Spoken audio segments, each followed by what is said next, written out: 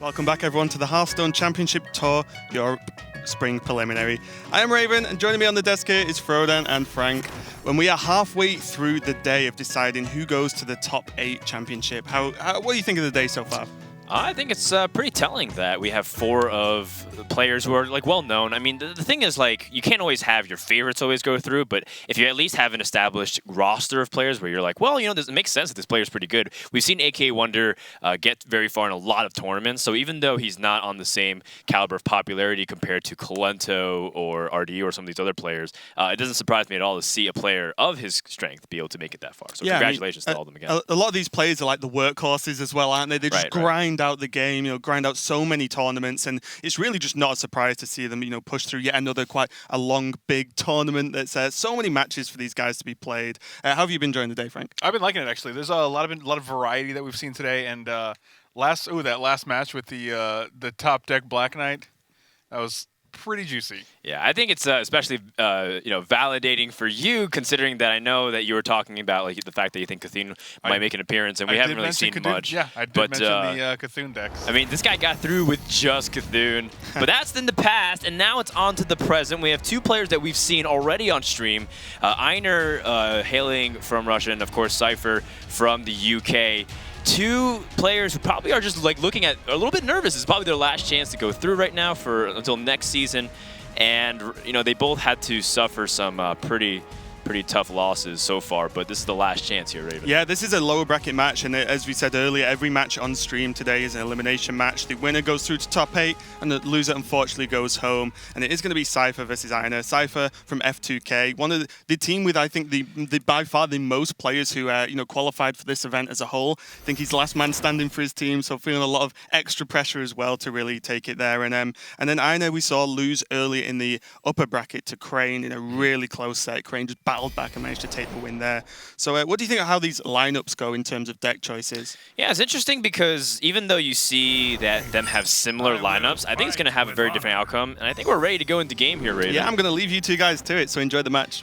All right, so Raven was talking about the lineups definitely have some small tweaks to it that are very peculiar. One of them that we didn't get to see much of it was INER's Freeze Mage, and that might come into play this series. But you look at it, they both share a Shaman, they both share that Zulok, but there are differences, and we can start talking about them immediately. We have Cypher with the Enzoth Pally.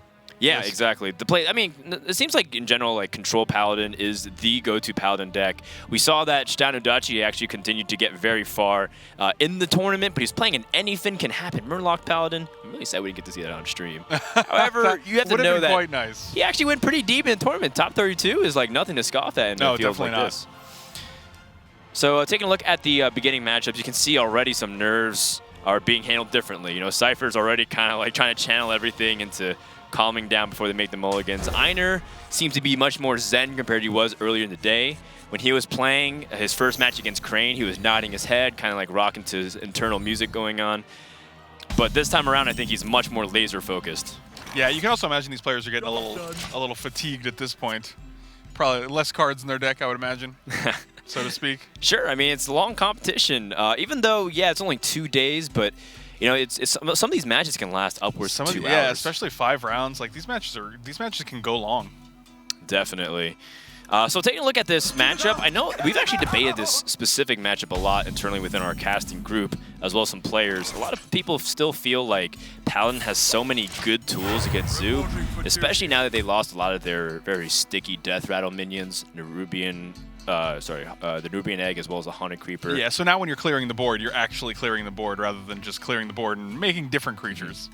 But Zeus still is very fast, and the Zoth Paladin is probably one of the slowest variants of Paladin that we've seen in a long time in Hearthstone's history. Yeah, with your big end game costing actual 10 mana. Yeah, absolutely. So it's one of these debatable things: can Zoo actually get the edge? Because people look at Reno Warlock and they're like, well, sure, I have all this area of effect, I have all these big cards to make sure I don't die. I have Reno Jackson to heal the full health, but still, despite all this, people largely consider Zoo a favorite in that matchup. So I'm still kind of on the fence, and I'm willing to be convinced either way. Well, there's the Doomsayer, which is pretty solid against these 3 guys on board. What do you think? Do you think he plays just the Doomsayer out right now, or do you think he just waits? Yeah, I think one of the interesting things about Doomsayer is that you're probably not expecting it to actually be able to activate and clear the board. Yeah, I think you're always, that's like hoping for the best, expecting the worst kind of thing. I mean, on 3 mana, now that your opponent used the Abusive Sergeant, you're not exactly too worried about many things, but there happens to be several ways that INER can clear it off. But, you know, it's a little bit awkward because he can't necessarily shift like attack from Direwolf Alpha, so the only way he can actually remove it is through a Soulfire. Which I don't know if he necessarily wants to commit to it. So yeah, right. It's one of those really awkward situations.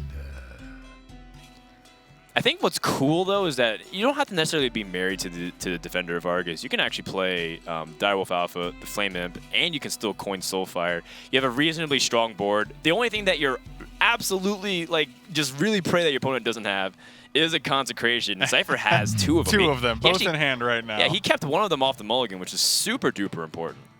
Yeah, having both consecrations in hand is pretty huge right here. Like a lot of the minions in the Zoo deck are just not that big. I mean, Defender of Argus can help you get to the 3-point range, but a lot of times they're just all going to die to consecration.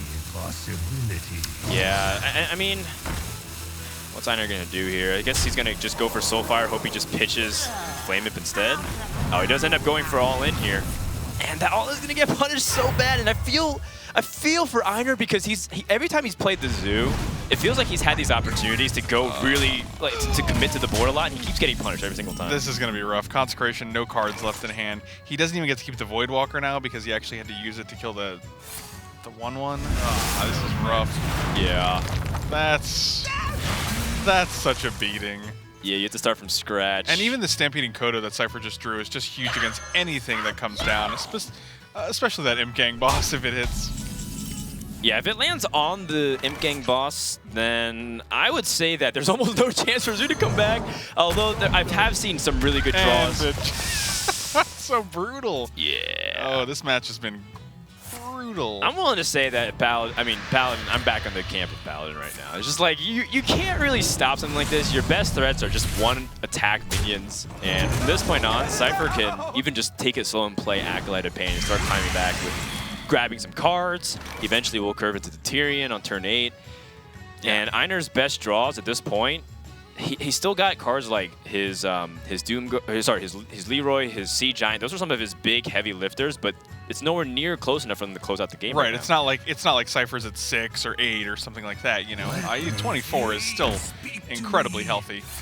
INER also he does have the luxury of being able to draw cards, but I mean, it's not looking great.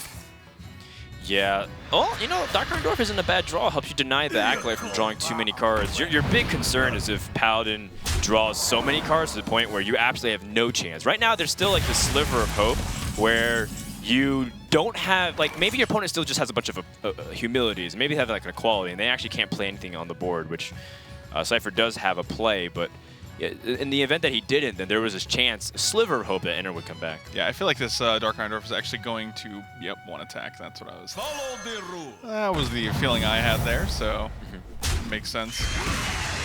Yeah, just making sure you mitigate the damage that you're dealt, but while you can build up to 7 or 8 or 9 or what have you, that's usually all you want to do. And he's doing a great job of that right now. Next turn we have either a Tyrion or a Ragnaros, both of which are very threatening against INER's position right now. Yeah, Tyrion especially because it just commands so much card advantage. Like, it commands attention. He's going to have to expend so many resources just to deal with Tyrion. I don't even know if he has enough right now. He might not even need to, depending on how things go. Cypher picks up a N'Zoth, so that means Tyrion gets even better. It actually incentivizes Cypher to have his Tyrion die. So if you play Tyrion, then your opponent has to... You can't even get past it. Yeah, that's what I'm saying. Like, he has 6 on board, but like he doesn't have enough to actually break the Divine Shield as well. I wonder if Cypher's evaluating the worth of consecrating here as well. Because, I mean, it is... I would just run that Tyrion out there. Yeah, I mean, it's just one of those things that you have to... As much as like it's a very appetizing play, you have to always consider your options. I think I would have also considered it more had I not drawn the N'Zoth, but like, now that N'Zoth is in hand, like, I think I would just play Tyrion, and even if he dies, you just get him back. Oh no, Flame Juggler missing. And that means that he's going to have to use Power Overwhelming and trade one of the tokens. Every little token there does end up mattering, because if you can get the trades, you can get the damage in. It'll make a huge difference. chooses not to play his Forbidden Ritual because he knows that if his opponent has any kind of area of effect cards, he's going to be in big trouble.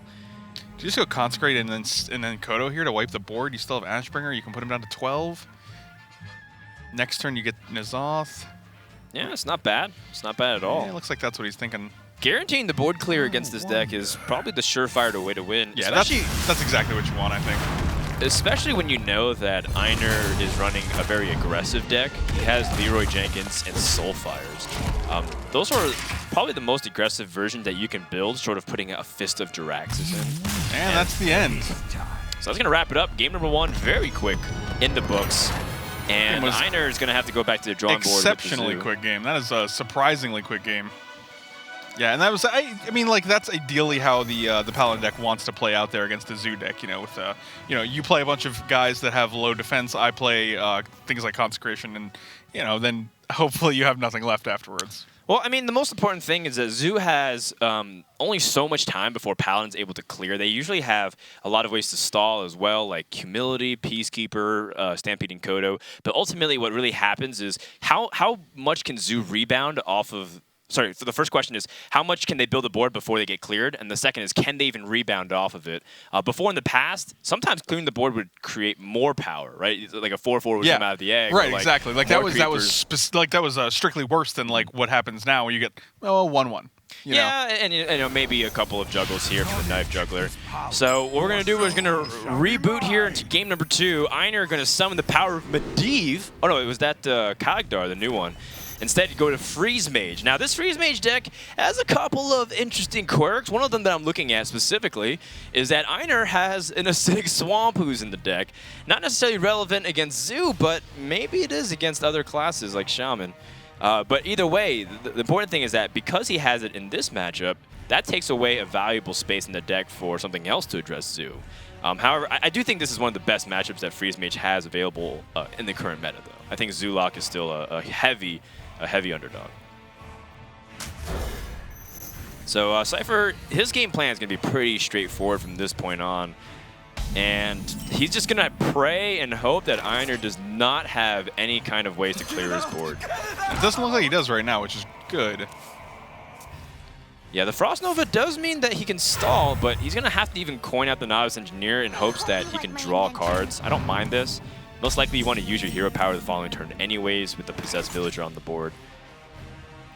And Cipher, he has a choice of the Dark Peddler or the Knife Juggler. I think Dark Peddler opens up more options for the following turn. You just want to save that Knife Juggler until you can get a little more damage off of it? Yeah, the only thing about the Knife Juggler is that if you do... for a lesson. If you play the Juggler before I was rudely interrupted by Kagdar, you have to probably train the Possessed Villager. Although that is more damage, so I actually don't mind that. And maybe you feel like you want to rush your opponent down instead of play it slow. Yeah. That's also a fair thing, too. I mean, Cipher can say, like, this is a bad matchup, so I think I have to take some risks, like play Juggler very aggressively, even if he gets Frostbolted. Which it probably will. I mean, we know it's there. I mean, he doesn't have to. He can also Doomsayer, but Frostbolt's like the guaranteed kill. And, if you can save the Frost Nova with the Doomsayer, which is much more guaranteed. These days, the only cards that you have to be afraid of are cards like Crazed Alchemist, which Cipher does run. He has one of them in his deck, but we don't see it in the hand right now. And even if he had it, how big will his board be to protect it? Also, I can see him wanting to save Doomsayer for like a few more guys on the board or a few more cards that are actually more threatening than just the Juggler itself. Like it's just a 2/2. Yeah, sometimes on turn 5, you've done such a good job, or Zoo has drawn so awkwardly, or they just have like 2 1/1s. You don't even need to Frost Nova Doomsayer. You can just kind of pass. Corruption, not exactly the most applicable card. Take the Voidwalker here. And if he drops 2 Voidwalkers, I could definitely see playing the Doomsayer here. Then the Defender of Argus gets him, I guess. Yeah, that's a good point. Yeah, the only problem with playing on turn 4 is then Frost Nova becomes much weaker. I don't even mind taking a little bit of damage. You can even play a Forgotten Torch on the 2/2 to just save a little bit of health. So one of the interesting things is a really cool dynamic in card games in general is playing with information. So a lot of times if you just end up passing, you kind of like make your opponent suspicious of your plays. And now INER, by playing an Acolyte really fast, you know, what kind of information does that give Cypher? Like maybe his hand's bad, he hasn't been able to get some good draws, he had to coin out a Novice Engineer into a hero power. A bunch of weak plays. Maybe Cypher feels a little bit bold. Maybe he's like, I'm just going to commit the most power I can to the board and go all in, and then he's going to get shut down by a Frost Nova Doomsayer. Yeah, then that's going to probably seal the deal the same way it did in the first game, simply because he's expending most of his resources to the board when, you know, Doom is imminent. Well, I mean, it's not impossible to deal with. Cypher definitely not, but has 2 draws next turn. If he doesn't get the Crazed Alchemist off the top of his deck, he can also life tap into it. But I completely agree. I think this is the Frost Nova Doomsayer turn. Yeah, when you have 5, yeah, it just seems like 1, 2, 3, 4, 5, 6, 7, 8. It's 11. He's got 11 attack on board. That's a good amount. When it's over half your health remaining. Right, exactly. I would say that the Freeze Mage almost certainly feels like it's locked. And here's the thing, too. Even if Doomsayer gets answered somehow, you also have a Blizzard follow-up, which will also give you another turn to stall. However, after that, you're looking a little bit... looking a little grim. Yeah, looking a little weak. You got to pick something up at that point. But then again, I mean, like, at this position now, if he does go with the play we think he's going with, Cypher's the one who has to actually hit off the top 2 cards. And reflect. Oh, he's trying to be even greedier. Okay. Well, I mean, I was wondering about if he was planning his next turns, but he is trying to make it. He's really trying to sell Cypher. He's like, look, I don't have my Frost Nova. Maybe maybe he's just trying to say, you know, you can commit as much as you want. I don't have it. And maybe Cypher takes the bait and says, you know what? Then I'll just play Knife Juggler and Gormok and just go all in on it. And if you play like Blizzard or something, at least I'll still have like a reasonable powerful board. But if Cypher, you know, kind of gets his, if he's kind of putting his ear to the ground here, he's going to take a little bit of a conservative approach, and I like this. You know, he's playing Gormok. You don't always guarantee you get 4 minions on the board. And the slowest of rolls is what's going on right here. Well, I mean, I don't know if it's just necessarily a slow roll here from Cypher. No, from INER, I mean, like, you know, he's definitely slower on the Doomsayer here. Yeah, sure. I mean, what I like about this play, though, is I like playing with the rope. I mean, you have 70 seconds per turn. Yeah. Sometimes you can just take it. I mean, you don't have to call a clock. You know, it's going to come down naturally in the game. Yeah, which is great. Like, I don't have to worry about being like, are you taking too long? Like, you're taking exactly as much time as you need, which is all you get. Cypher sees that his board would be full if a Doomsayer came out. His opponent's also slightly indicating that he has a Flame Strike of some kind, because a Blizzard here is, you know, even though it stalls, it's still rather weak. He has no secrets developed onto the board. So Cypher might even just pass and not play a minion on the board, even though, you know, sometimes you want to see what comes out the other end. Yeah, that's what he does. I just don't think, I mean, like, I just don't think you need a 4. For a lesson. He has 12. It's actually, Cypher actually has exactly on board. Yeah. So. And this ended up working very well. INER pings the Imp Gang boss, so that way he ensures a full board. Cypher can no longer play a Crazed Alchemist, even if he draws it. And as a result, is forced to pass again. Cypher can just end up life tapping and try to see if he can get closer to his Leroy, which is ultimately what he's looking for, because he has Leroy, 2 Abusive Sergeants, and a Soulfire. And in the optimistic scenario where his opponent's not able to play any secret, he might even be able to pick up the key to just winning the next turn. Yeah, this was a great play. I do see that. I mean, it does look like Cypher actually is far from out of this game, of course. But I mean, this seems like one of the most ideal situations for this Doomsayer. Okay, so Cypher is thinking whether or not it's worth even tapping. Oh, he picks up Leroy Jenkins. It's so big. Yeah, that's exactly what we're talking about. That's pretty good. But I mean, INER should not be too dismayed. Like, I think he definitely wants to play Ice Block this turn. He can play Ice Block, and then he can still play Loot Hoarder and Acolyte. Or if he wants to be slightly greedier, you know, he can ping his own Acolyte, so that way he maximizes his draws. I do think that developing the secret, though, is really important. Yeah, well, I feel like if he doesn't, he's almost dead. Right. He knows that Cypher's playing aggressive decks. I mean, Leroy Sergeant, and Speak to me. And the Soulfire. And Soulfire is just game. Yeah, he's going for it. Now, as Cypher, that could be Ice Barrier or Ice Block. Well, it's actually a great use here, because, you know, Leroy's going to be dealing 10 of the damage himself. So he might actually just use one of the Sergeants. I'm trying to count how much damage he has if he just goes all in. And it seems he has 18, if I counted correctly. And that's still short of the Ice Barrier or Ice Block situation. So that might encourage Cipher to actually play more board-centric. Playing Knife Juggler, playing the Flame Imp. Yeah, just knowing that you're going to have another turn. Yeah. Of course, Dark Peddler also might give you something very gratuitous. We'll see. Soulfire number 2. That's not bad. And he gets a good juggle. What is this? That's pretty good. That's amazing. Yeah, Soulfire was probably one of the better cards you could have hit there. Yeah, because then you have to worry about how you're going to pop things in succession, right? And having direct damage from the hand is very important because if they freeze the board, a lot of times they don't respect the damage that you can do afterwards. I mean, or they just can't do anything about it in general. Yeah. Cipher realizing that he probably doesn't have mana to play everything that he wants to the following turn anyways. Oh boy. All right, well, you know, he's acknowledging that Acolyte's going to draw multiple cards, but he did give another card to his opponent. Oh, Alex draws off the top. That's interesting. Alex Straza is very significant because that he has an Ice Block up. Hold on. This game just got real interesting. What if he Alex Straza right now to put his opponent down to 14 health? 15, and then maybe even putting the Acolyte into the attack, so 14. He has 13 damage from hand the following turn. And your opponent also has to deal with an Alex Straza. It's an 8/8 on the board, threatening. Yeah, that seems like it could work. Yeah, especially because of the Ice Block. It's hard to say, though, because he doesn't have guaranteed damage. If he draws like Frostbolt here, I imagine he automatically Alex Straza. Actually, that puts him one off again. Yeah, the Thalamus is a good draw, but still, it's like, oh, so close yet so far. Yeah. Thanos and Frost Nova. However, I think this gives the turn to Cipher that he's looking for. Because this game is so tight right now. Like, I don't know actually who's ahead. Well, it's so close. I have to imagine that Cipher really wants to go for the Leroy here. Leroy with Power Overwhelming and Abusive Sergeant does pop the Ice Block. Oh, but it puts him at 12. Right, because all the damage is coming from Leroy himself. So he needs to Soulfire. He needs to Abusive Sergeant. Yeah, it prevents all 12. Like that's the worst part. Right, but if he Soulfires and puts him down to 4, then he can Soulfire the following turn. And then also you have to like make do with the fact that the Doomsayer will pop unless you want to go for Leroy kill the 0/6 and try to juggle it down. You can also attack with just Leroy as a 6 and then Soulfire his face to put him to 2.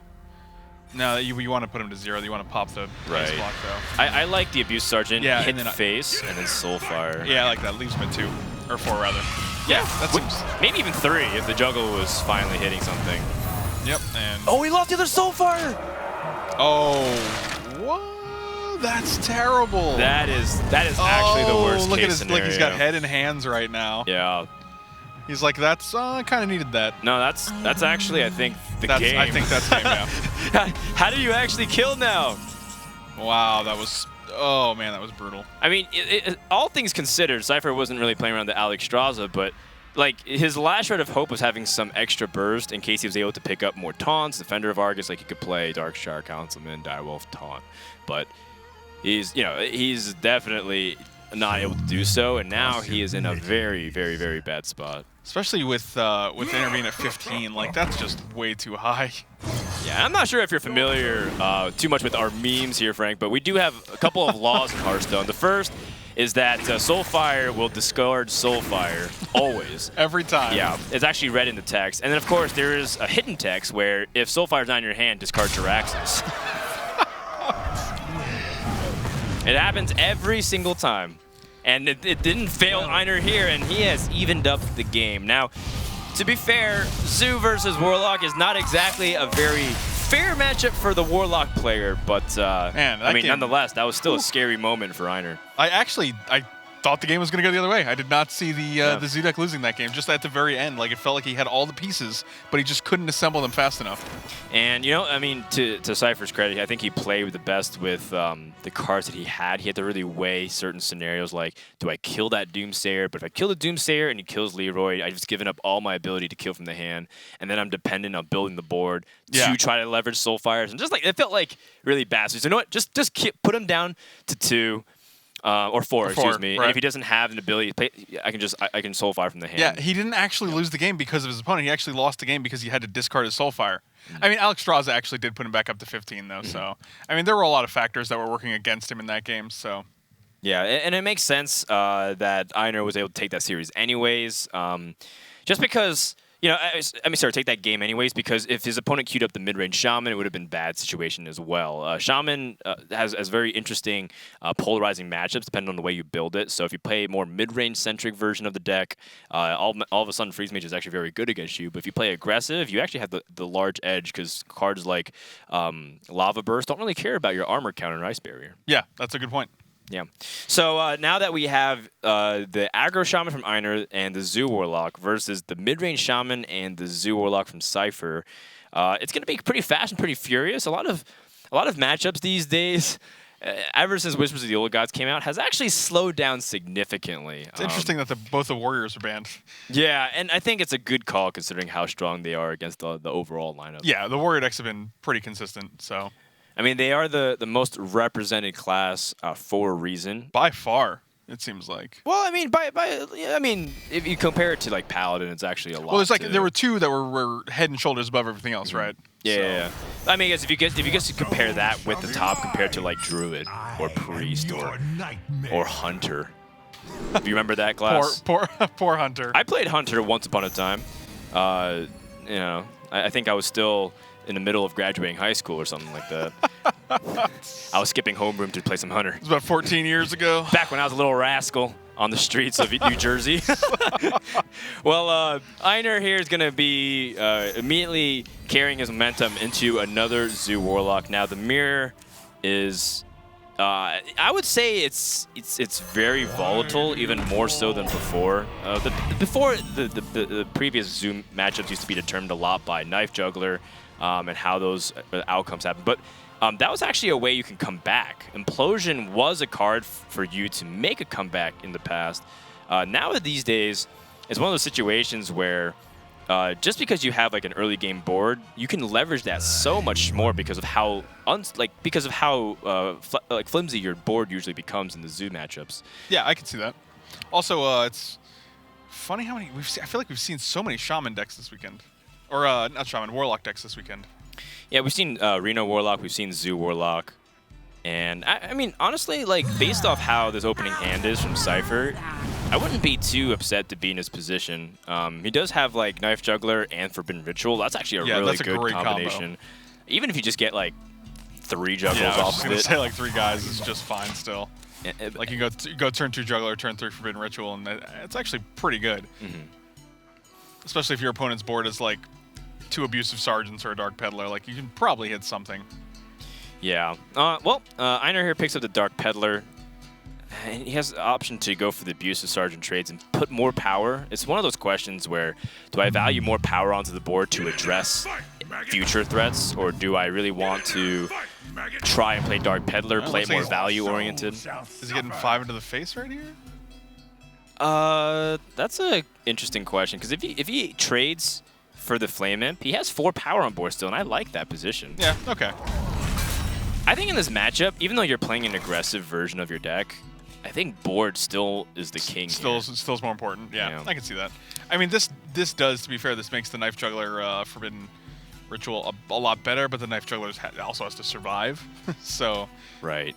I have to imagine Imp Gang Boss here is like the big play for Cipher. Yeah, which is very good against this board right here. It makes Juggler better. You have Possessed Villager the following turn. Also, in the event where your opponent mystically decides to trade, you have Power Overwhelming to help seize back the board. Also, his opponent used both of his Abusive Sergeants, so it's not like he actually has a way to easily buff it. He has to get it off Peddler. In the land of 2/1s, the guy with a bunch of 1/1s is king, I think. Well, I mean, if you could choose only one or the other, I guess 2/1s wouldn't be the worst. But yeah, like in this case, the guy that's spawning 1/1s, really good. If you're able to make multiple 1/1s from single cards, and take out multiple 2/1s that are individual cards themselves, I think you're in good shape. Yeah, certainly. We'll find out though. Okay, well, INER has no reason to trade into the Imp Gang Boss, giving it value. I mean, if you attack into the Imp Gang Boss, you're essentially giving it more attacks than it actually has. So I like pushing face. Plus, the more you lower your opponent's health, the less room that they have to life tap in the future. Yeah, I like Juggler Abusive Sergeant here. This is a good play. It gets rid of the Void Walker. Oh no, that's a bad juggle. And if another one misses, yes, that was a great hit. I got excited there. You can't be too unhappy if you're INER, because it could have been much worse, but you're still relatively unhappy that your opponent had those cards in the first place. Worth noting, I have no horse in the race here. I just I like a good hit there. Yeah, I mean, Frank is like done. An accurate juggle With his predictions. His one guy Tice got through. RDU put up a great fight. Pretty reasonable picks overall. I was glad. I was happy with my choices. Well, INER just gonna go for the easy trade. Plays Soulfire. I was wondering if he's gonna play Flame Whip and just kind of ignore the Imp Gang boss, but he's willing to forego that just so that he has a stronger board. And I don't mind that again. I think board is king. And that's a pretty good card, Abusive Sergeant, to pick up an easy trade from the 2-4. Abusive Sergeant for an Imp Gang boss. I was looking at Powerful before. I'm like, that doesn't feel good at all. You can actually clear the board here and keep an Abusive Sergeant out. I believe a 1/1 would still stick around. Technicalities. Yeah. But I mean, I know what you mean. Like, effectively take away his biggest threats here. He chooses to use Power Overwhelming. Okay, so that means that he wants to play Forbidden Ritual instead. Just like have 3 1/1s answer the 1/1. Okay. Job done. Don't mind that either. Forbidden Ritual. Spend all your mana, summon that many tentacles. Of course, you can't summon more than 7. Just for anybody who's playing with this card. So make sure you life tap when you can squeeze it in. Oh, that's not a good card for Cipher to look at right now. He sees the Imp Gang boss, but that Gormok is just a little bit too early. Just one turn too shy here. And unfortunately, I don't know if those tentacles are going to survive until he needs them to. Here's like a huge difference between having a 1/1 survive and not. Like, you can just see that if Gormok was able to have even 3 minions and then you play the Possessed Villager and Gormok. Just be able to shoot the Imp Gang boss right now, that would be such a good play. It's almost game deciding based off how that's able to swing, but Cipher can't. I think he still plays Gormok just because it's 4/4. It's the strongest minion on board.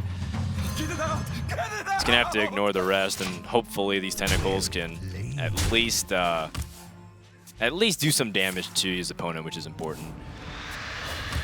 Oh no, we're talking about some of the more volatile aspects of this matchup, and this is it. Flame Juggler and Knife Juggler.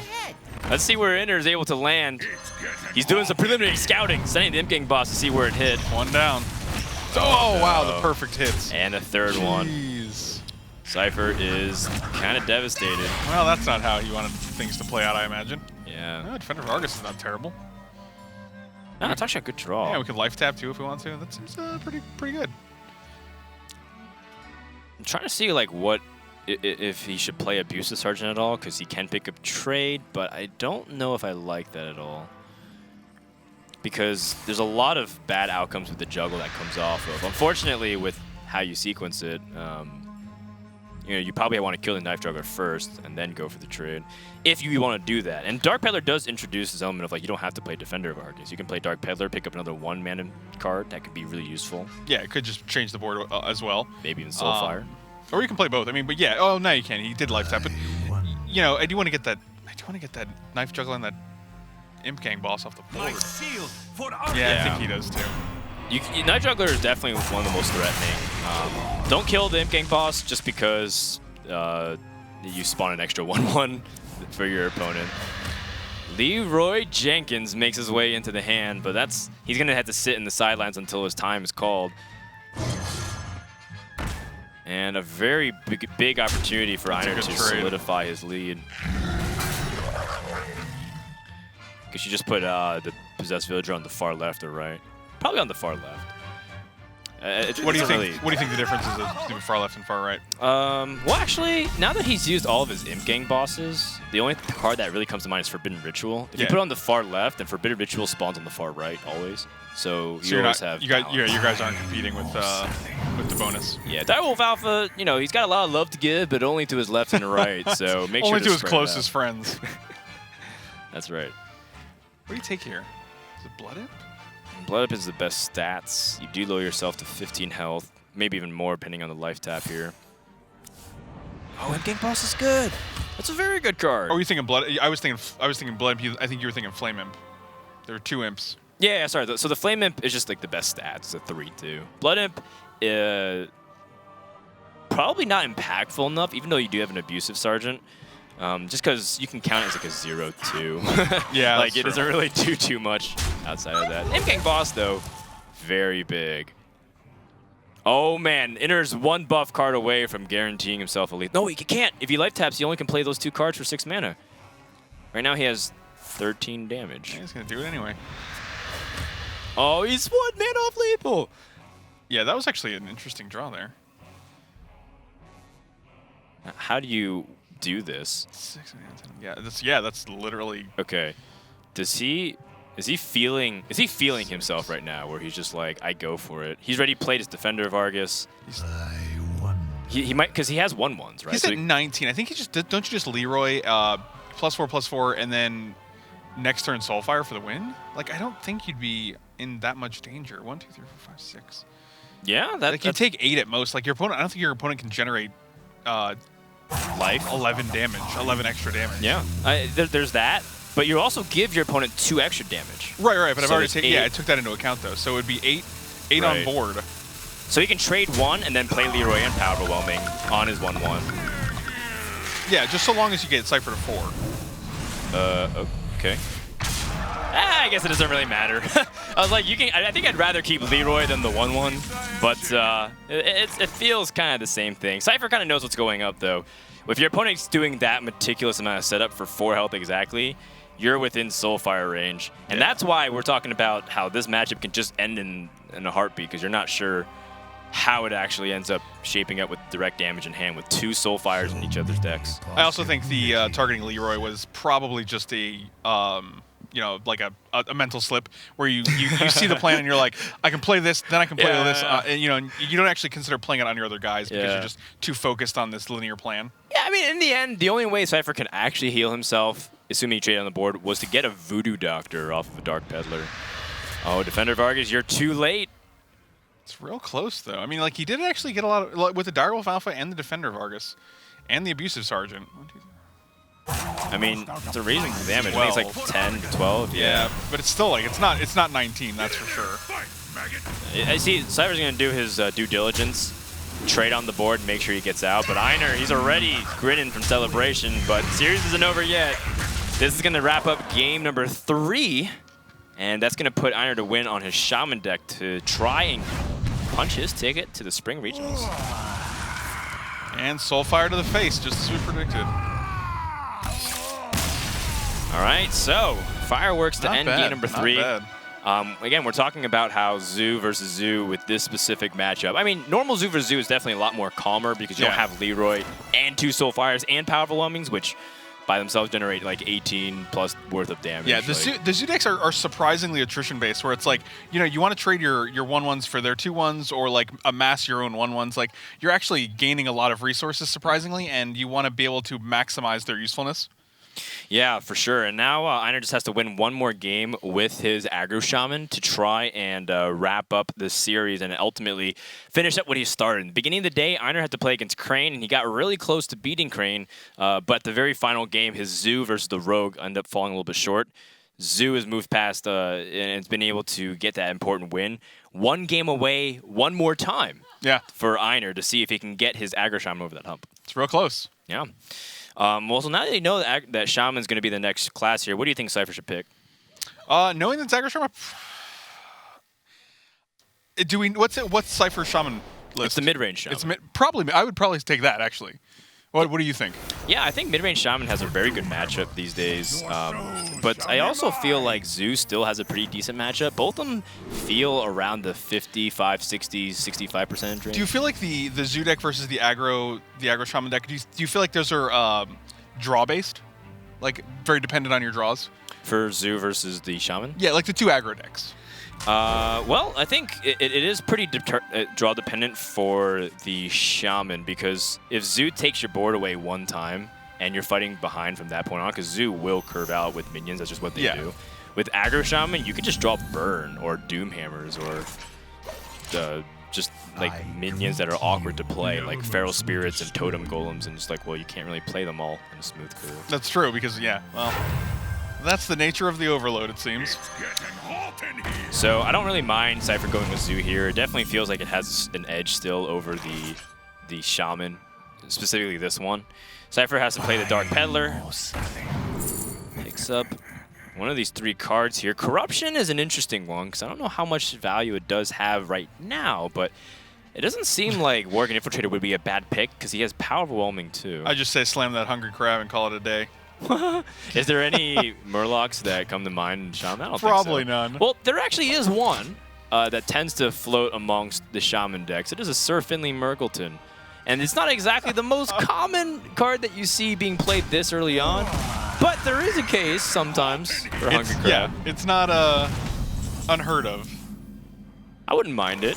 I wouldn't hate it. I would say if you didn't have Power Overwhelming, I would actually make a case for the for the Hungry Crab. I just want to see it. I just want to see it too. That was my thing. INER going for the immediate overload. Not even hesitating. Yeah, I think you just want to get that guy out of the way as quick as possible. I agree, but the last time I saw INER in a position like this, he was up 2-1. He was playing a rather fast deck. He was rushing some of his plays, and he ended up sabotaging himself in a game where, I don't know, I wouldn't say that he was throwing like a victory, but he definitely guaranteed himself a loss with some of his plays. And I hope that he can calm down once again, because he's definitely playing solid, but sometimes he gets ahead of himself. So you can see, like, Cipher actually looks like he's a little, like, downtrodden. Like, I mean, do you think, like, his mood is indicative of how he feels about this game, or do you think he's just thinking? Like, before he had his head in his hand. I mean, I've been meeting Cipher at several events by now, Dream Hacks, Star Ladders. He's competed on the biggest stages of all of them. He's gone to the finals a couple times too.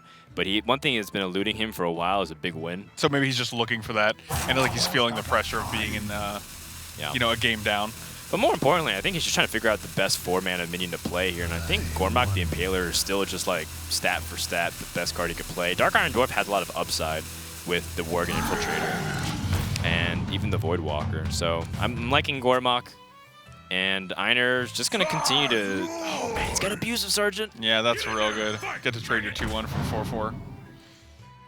And who's the Zoo player? You tell me. Yeah, he's the one making Abusive Sergeant trades and trading up.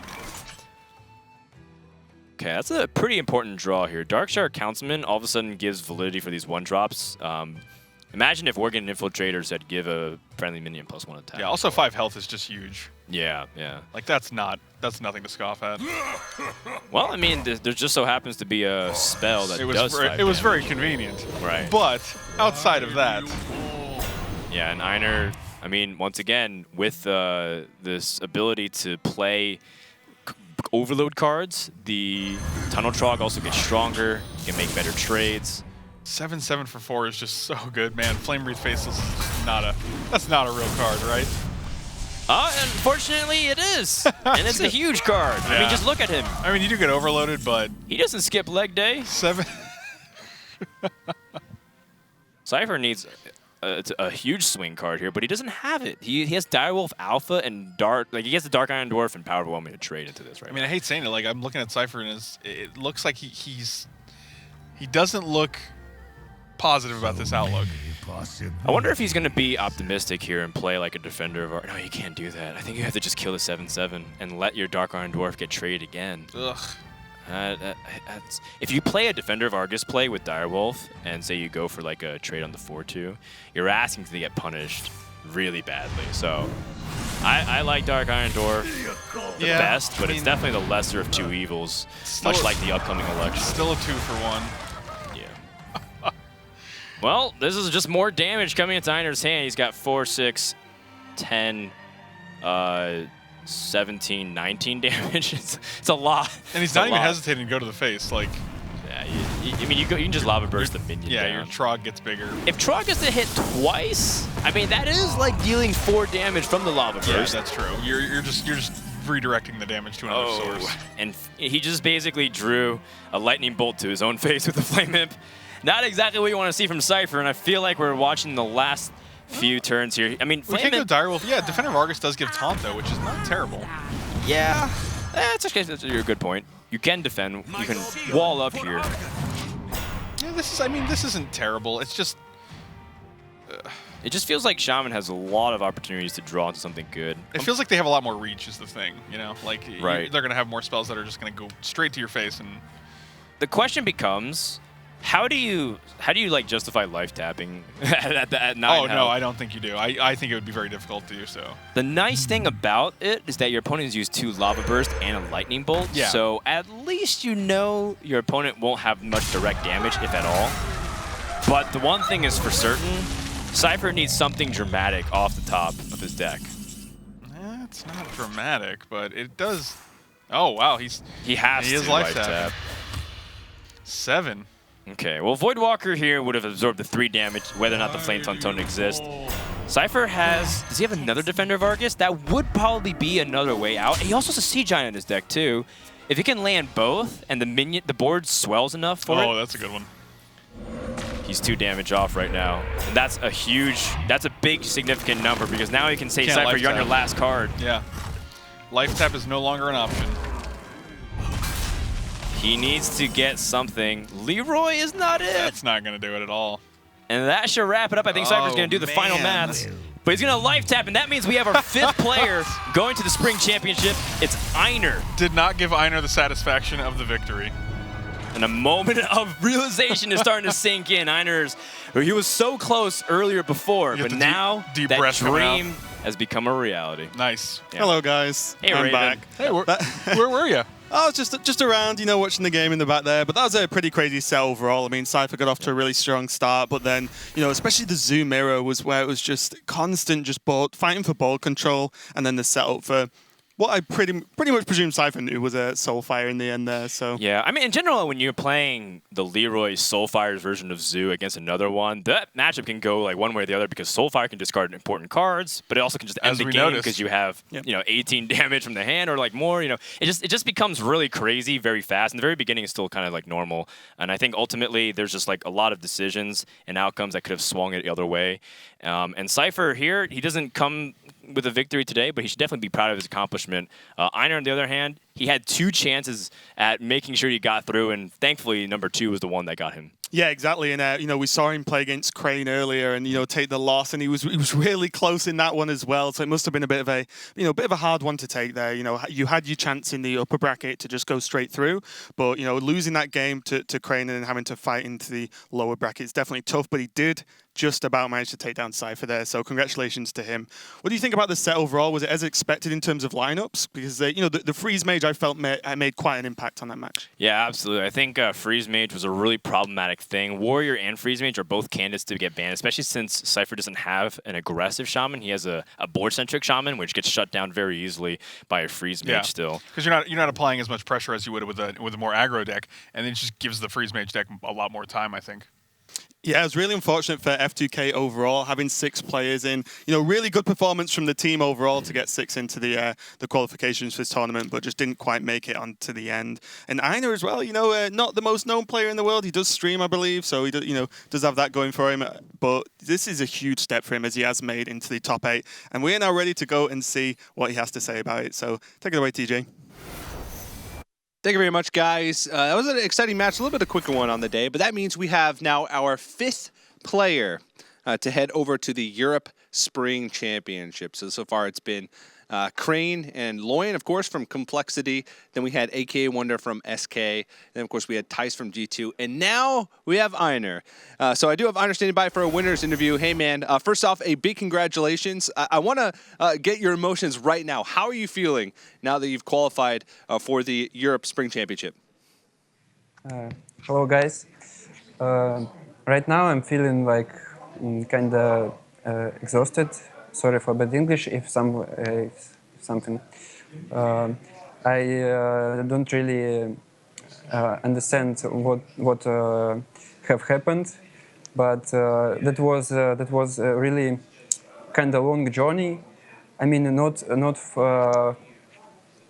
through the time, but through the games, because this tournament is really intense and most of player, I mean, every player is great, and that was each match was really hard, and well, I'm really right now. I don't know, just that's awesome, really. Yeah, it's been a tough. I'm sorry. After I was eliminated from winner bracket, I was like, whatever. There will be no miracle, but I'm here, and I won. Yeah. I wouldn't call it a miracle, man. I think you need to give yourself more credit. You played really well. I want to get your thoughts. Did you expect when you entered the tournament, when you first came to the preliminary yesterday, did you expect to make it this far? Were you really confident coming into the tournament?